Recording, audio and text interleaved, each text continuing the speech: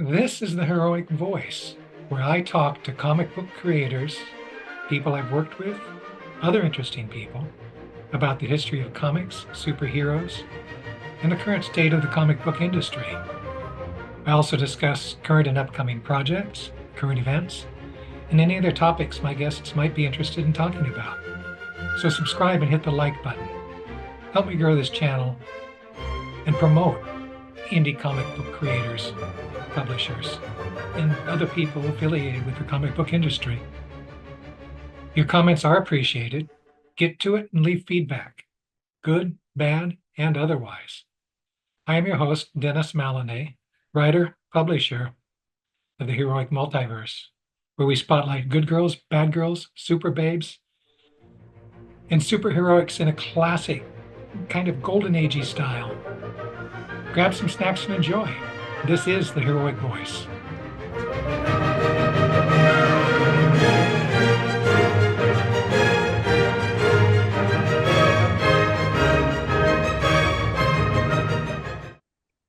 Welcome to the Heroic Voice. This is, in fact, March 10th, 2025, and I'm here with Shawn Vincent Wilson, writer, gamer, comic book fan. He has a couple of projects that we would love to talk about with him. Shawn, I'm going to throw the ball over to you. What do you want to talk about first? I thought I'd mention a project I was hoping maybe your viewers could help me with because be an interesting next step. Now, I play the game Dungeons and Dragons Online, which is an MMO RPG.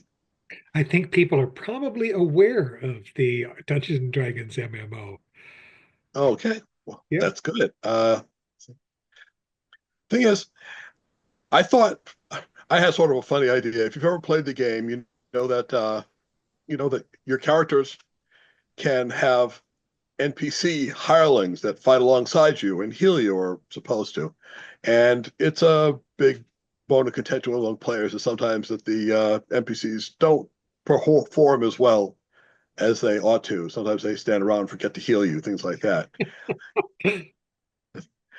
Personally, I haven't had that much problems with it, but this kind of thing happens. But I thought it'd be interesting to get the NPCs hirelings' point of view because how do they feel about having to run alongside the heroes? I mean, the one they get to keep the treasure. Well, I would highly wonder if they're even flawless. aware that they're NPCs. Yeah, that's a good question. Well, they know they're hirelings. I figure I see them sitting around the tavern waiting for the contracts to come up and stuff like that. And how would people help you with this? Well, with the help of some well-known DDO podcasters, I made an audio skit, I guess you'd call it. I called it the skit, the sister contract. Basically, it's a audio-only story of one of the hirelings who's sitting around the tavern with some friends of hers, telling of how she went on an adventure with the last person she expected to be hired by, her younger sister. Yes. And yeah, I thought it came out well. Let's see. I reached out to Cordovan, who was the podcaster who originally created DDO Cast, and two others known as Lessa and Mithery, who were known as the Damsels. They're on their podcast, and they agreed to come on and do the voices for the characters. I did one of the voices. Oh, I see. I Yeah, see. so I wrote the script, got them together all nine to read the voice, to read the script. Then I used some audio software to stitch it together, put in a few sound effects, recorded some creaks and footsteps and things from the game, and I was really happy with the way it turned out. I put it up on YouTube, where I think at one point it had almost 140 views. I suspect, because then the number seemed to have gone away. I don't know what it goes on with it. This is like the first time I posted anything to YouTube, and I was never very good at promoting this. I mentioned it on my Twitter feed, and the podcasters reposted it, but I never really got much attention to it. It is I still think, up there. Yes, it is still up there on YouTube.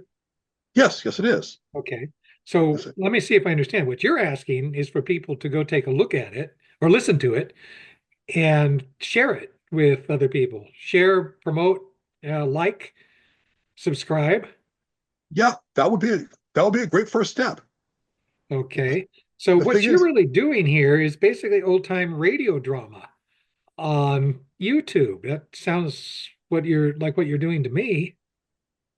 that's sort of what I was listening to. I always listened to old radio dramas. There were stations in here in the Los Angeles area that played them on radio often. I used to listen to them, and this one I thought would be kind of cool. Let's see.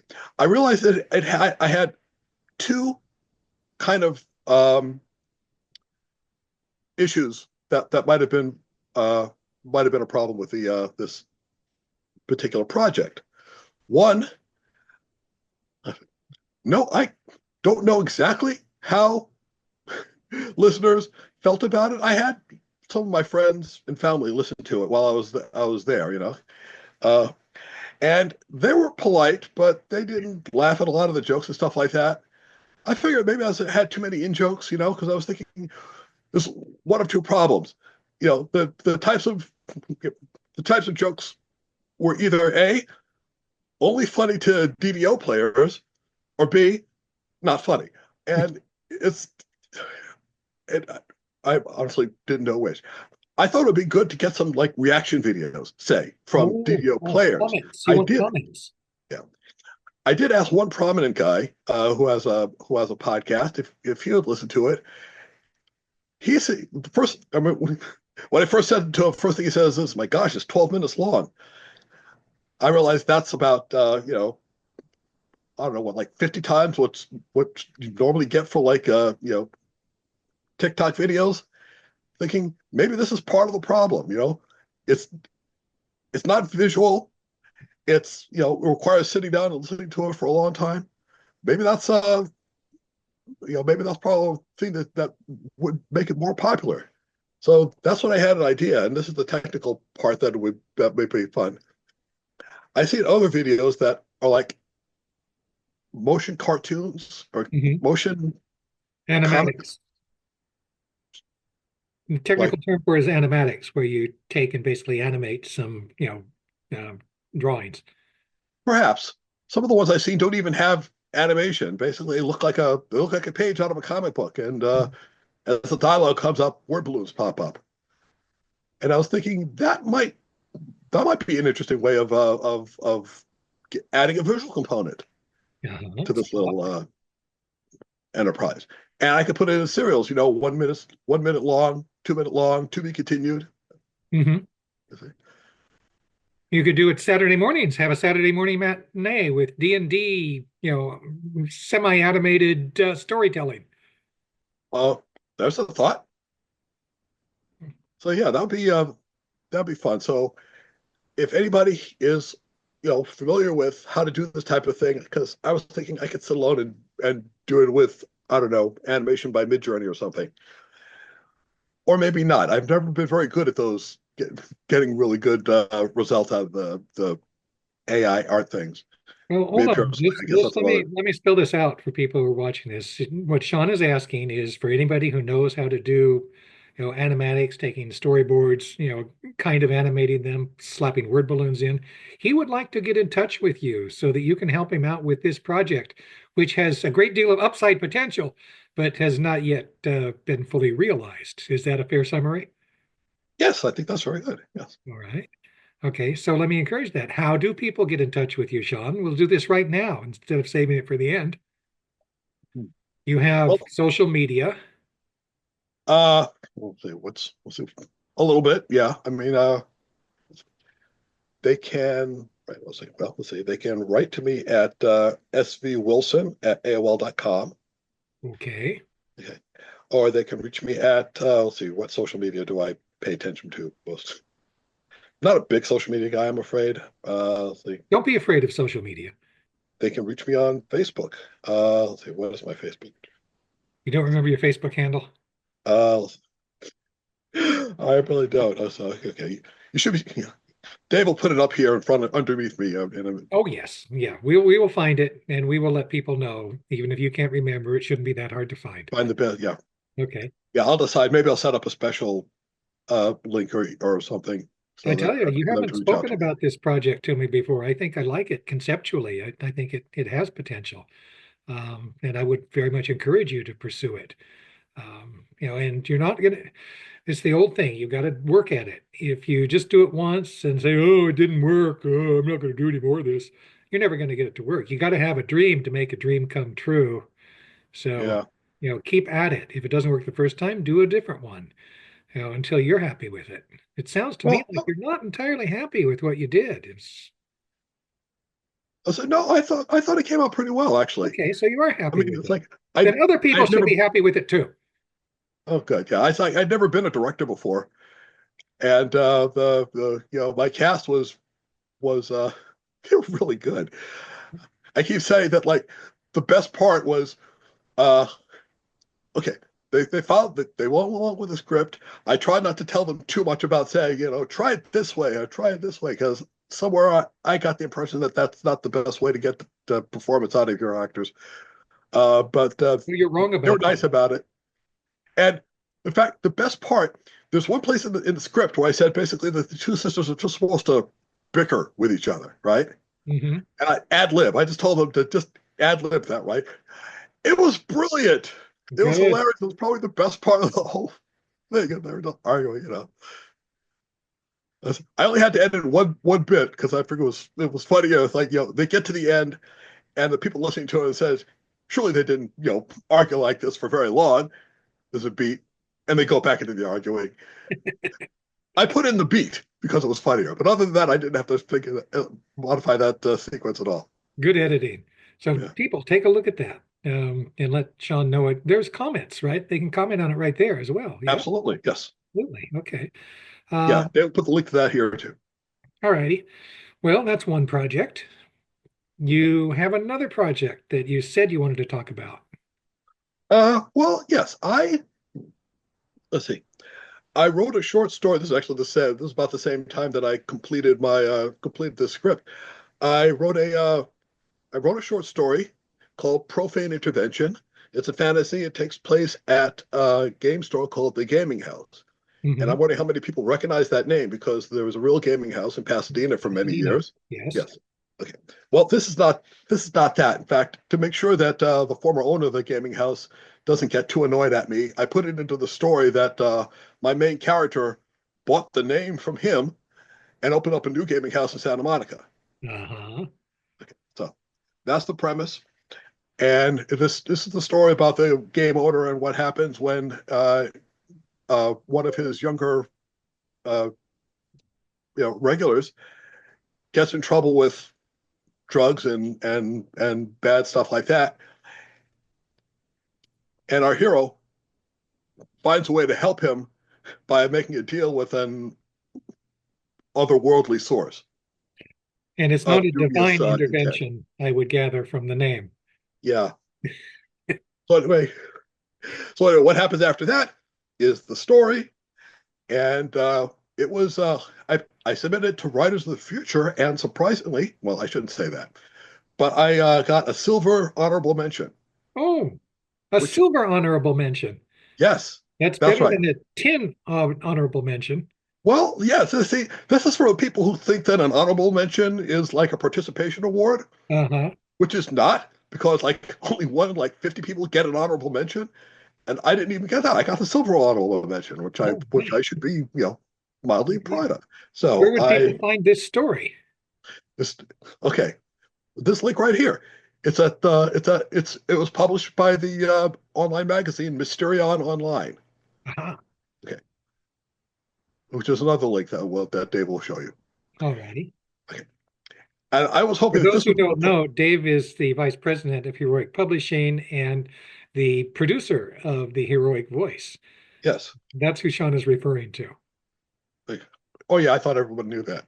So, No, people don't know these things. It's all a secret. okay. So after that, let's see. I was sort of hoping that there'd be a series of stories taking place at the at the gaming house. There could The next be. one, All you have to do is write them. oh, oh, okay. There's a thought. Okay. I got a story possibly about a saint, one about a witch, one about a ghost. Let's see. I think I'll do the one with the saint first. I think that has the most potential. All righty. Okay. So you actually have thought much about this, or is this just an idea that you would like to do? Because again, if you don't do it, it'll never get done. Well, I managed to, yeah, I know. It's like there's one point that I had like all these unfinished projects that I had started, and one year I figured, okay, I promised myself I'm going to sit down and actually finish some of them. I did manage to finish those too. All right. The the DDO audio, which is called the Sister Contract. Yeah, every one of the series is going to be something contract because in the game you hire Hmm. you buy contracts to hire the hirelings. So this was the Sister Contract. The next one's going to be called the Chaos Contract, and I got that one done, and I finished the story and actually sold it. All right. Way to go. Thumbs up. Thanks. So right now, I guess my work cut out for me. I finished the next installment of each of those. Sounds like you could be shaping a career for yourself here after all this time. Oh yeah, very slowly, Alrighty. possibly. I think I should warn. Oh, let's see, Rise of the Future. I wasn't sure if I qualified for Rise of the Future because it was it's supposed to be for amateurs. You can only have a certain number of limited previous credits, and I think I may have. Fairly, fairly qualified. Yeah, well, I did. Apparently, I did qualify, but there was another contest. I know I lost my amateur standing because of some stories I published. Because I published three stories, two in the Adventures of Chrissy Claus and one in uh, Heroic Heroic Spotlight. League of Champions. Well, League of Champions. That's right. You have written stories for us. I was going to save that, but since you bring it up, why don't we talk about that? So tell Okay. us first, because I think the first thing you did with us was that first issue of Chrissy Clauses. Am I remembering correctly? Or was the League of Champions story before that? I think the League of Champions story was first because I remember I wrote that kind of on spec. Okay. Is that the Ice Star story? Yes, yes, it was. Ah, I remember I had this, I had this idea about a college guy who sitting around with his, dumb little buddies came up with an idea for, actualizing their super villain thing. And he puts it together and says, and decides to hassle iStar with it. well, Ice Star was the prominent hero in San Francisco. If you're going to hassle anybody, it's got to be Ice Star. Absolutely. Right. And I think I'm sure I thought about this while we were sitting around playing the tabletop game Champions, Hmm. because he and his friends came up with the idea while they were playing with the game, which we didn't actually name it, but it was essentially Champions. And I wrote that up and I sent it to my good friend Dennis. Dennis, I probably handed it to him over the table. Most likely. Okay, and it was like sometime later that he said that he mentioned it, says we'd like to publish your Pinball Wizard story, and I think it coincided because the story turns on the difference between the rules of the game and real life, at least Right. in real life in the act in the game, and, in the game setting, that difference. Because I think that about Your that pinball time, wizard, the villain of the story, who is really just a misguided kid, was operating under the rules of the game, right? Not realizing that Ice Star's powers were a little bit more than he realized, right? yeah, Remembering that story. yeah, that's basically it. Yeah, Yeah. that's it. And I think you decided to go with the story because at the time, uh, your comic was like splitting away from the actual Champions publishing. Well, that happened very early on. I mean, I was just intrigued by the notion. And it's what attracted me to the story, the notion of a kid not getting it, right? That was the idea. A young kid, who doesn't even realize that he's being a jerk, um, right? Which is another thing because iStar is a jerk. Right? So juxtaposing the kid who doesn't know any better with iStar who should know better, but doesn't, I thought was a very nice, dynamic in the story. But yeah, Well, I remember that story. I liked it. yeah, We thanks. published it in an issue of League of Champions, somewhere in the five or six ish. It was in there somewhere, but I'd have to check. We'll find out. Yeah. Okay. Um, And and after that, I think you asked me about the Chrissy Claus stories. well, I wanted it was, and specifically after you did that story, I wanted to test you out to see how well you would do with something completely different, right? And I pitched a couple of Chrissy Claus ideas to you, right? The ideas for the stories you did came from me, and I just asked you to do something with them. It was the Santa's workshop. Things go awry because Santa cloisters himself, and Chrissy takes over and doesn't quite know what she's doing. Uh, Yeah, and pretty and the other much. story was Chrissy basically meeting the Katzenjammer kids, right? Actually, a boy and a girl who are really troublemakers, right? Oh So, yeah. yeah, Well, you did say that she went along that she went she wanted to make sure even the bad little children yep. got presents. Hmm. Yeah, well, there they were. There they were. Now, okay, now she sees why they get coal every year. Oh, so when you were writing Chrissy Claus, I mean, those were the first stories we ever published. I described the character to you, but what were your thoughts when you first heard that, if you can remember that far back, about the character herself, right? Did you think you had a good grasp of her? I think you did because you wrote the stories pretty well, but what was your sense of it? Well, I don't know. I was just thinking. I say, I think I was probably channeling some of your, some of the characters you played in the games. So young, a little silly, but then I Well-meaning. well-meaning, yeah. And then how she's reacting to all the stuff around her, and you know trying doing the best she can, and with the status workshop thing, she's in charge for the first time. And I like that idea you had about how you had the different people. You have the elves doing one thing and the pixies doing another thing. And I say, okay, I can see the potential for conflict here. And then and you can either make Chrissy a really good manager and step right up and do everything well, but where's the humor in that? So where's the conflict? So basically, that's why at the end this is free fall with a pie fight and everything, and that's when she realizes, she steps up and she says, "Okay, I'm going to handle this now." She's going to put her foot down to stop letting everybody run all over her. So Learning managerial techniques on the job. yeah, And then there was the punchline. that's it. Oh yes, the thing about the thing about that, like Santa has to deal with these conflicts between them, every year, and it's just about the stress of the job. And basically, if she just keeps them manages to keep them in the lane, they pretty much we'll get back to work and everything will be okay. Yeah. And the punchline was like, as you said, this happens every year. Santa has to deal with it every year. Yeah, So Chrissy finds out it wasn't really her fault. It's just something that happens.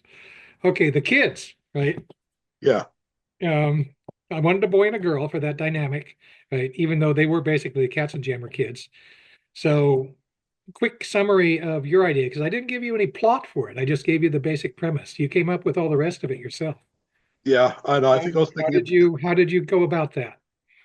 Let's see. Oh no, probably from various Warner Brothers cartoons, if anything else. I figured that, yeah, how would she encounter a couple of kids on Christmas Eve when they're supposed to be asleep? I figure, okay, they lay a trap for her. So they booby trap the milk and cookies. Yep. This, the surprise that they didn't catch, they didn't actually catch Santa Claus. You're not Santa, you're a girl. Right. And yeah, they managed to get the best of her. I think you mentioned her goop grenades. Yes. Yeah, yeah. Self-defense. Yes, Got right. to have non-lethal self-defense weaponry because you never know who you might run into when you're out there traveling the entire world. Yeah. Yeah, that's a good thing about needing not lethal weaponry because when the bad guys inevitably get a hold of it, they're not going to hurt you too badly. So, so these little twerps have managed to, accidentally, surprisingly enough, managed to gloop her up, and she's stuck over there, and they're running around playing with her stuff, and she has to trick them into letting her loose. Tim And Burgard drew that they said, story. "Come I on, I think he want did more a presents." wonderful Well, I job with can't it. give you any more presents while I'm all stuck over here, right? Somebody has to let me through. Free. Yeah, yeah, yeah. Okay. So, and there was actually not exactly a punchline in that, but at the end of the story, we did put proof to Chrissy's assertion that, there's not really any such thing as a bad little boy or a little girl, right? Well, no, there is, but they have potential. They can get better, and they deserve presents too. Well, they love their daddy. Yeah, they did. That's true. That was yeah, a part of the story is that their father was overseas and they didn't get to see him on Christmas Eve, but they managed to, you know, they Chrissy, managed. Chrissy took them to see their daddy. Yeah, Yeah, that was the nice ending. I really liked that. Yeah. So, yeah. Well, first, of course, first they stowed away in her sleigh, but yeah, but she managed to take them to see her daddy. yeah. I should also mention that Chrissy doesn't come down dirty fireplaces. Is it? Chimneys are filthy. She has a trap door in the bottom of her sleigh. Yes. Yeah, I figured I'd play with that. Yeah. Oh, and she has her own reindeer, Yes, Spark and Sprite. Bark and Sprite. Mhm. And are they do running commentary. They're the Greek chorus for Chrissy. Yeah. Yeah. So I think those stories turned out really well. Well, thank you. I like them too. Okay, so we've got some time. What else would you like to talk about? What about gaming? I mean, you've been a gamer for a long time. Um, I have, but surprisingly, I don't spread out to like a lot of different games. Although lately, uh, I started doing something that I hadn't done before, a play-by-post game. uh-huh. Yeah. The setting is called The Wold, and we just converted from Pathfinder to fifth edition Dungeons and Dragons. Hmm. And it's a very large setting. Apparently, it's been running for like almost 20 years, I think. Is And it an open gaming thing? It sounds like it might be. uh, well, let's see. They're limited slots. They recruit when they have available slots because they're they're like 7 or 8 campaigns. I see. Okay. So it might be the case that if you want to do this thing, you need to start your own campaign.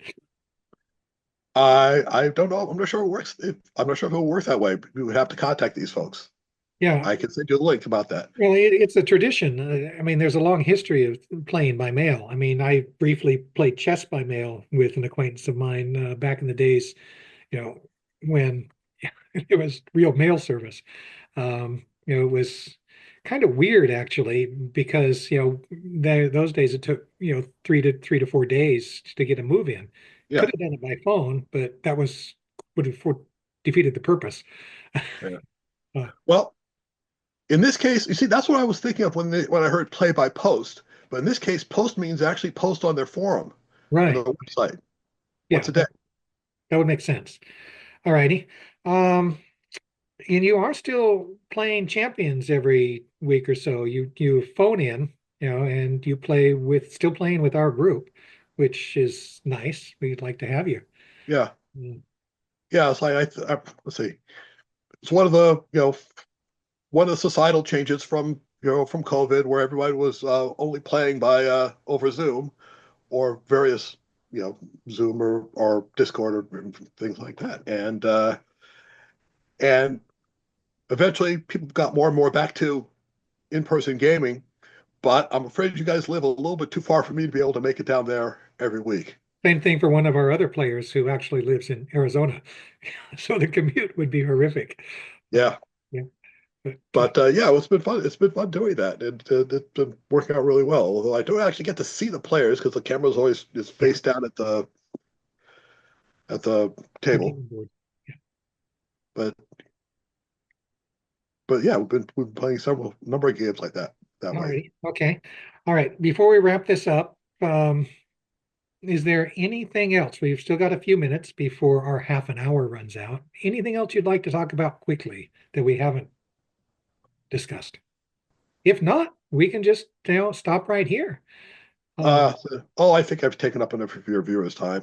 And yeah, I appreciate the invitation. I was really surprised when I saw, yeah, like I said, when I saw your email at first, I thought it was like, I thought it was a general advertisement to everyone you knew. It says, how would you like to be on the wrong voice? No, you, Shawn. Okay, How would that's you like to funny. be on the wrong All voice? righty. Well, Shawn, thank you for being here. I really appreciate it. I want to encourage people to go to Shawn's video and check it out. If you like it, share it, subscribe. Um, and the same thing for the heroic voice. I want you all who Absolutely. are watching this to, if you like it, share it. And if you haven't subscribed yet, subscribe. We got to build our audience and take it to the next level. All righty. Shawn, good night. Good. Thank you again. Thank you. Bye bye.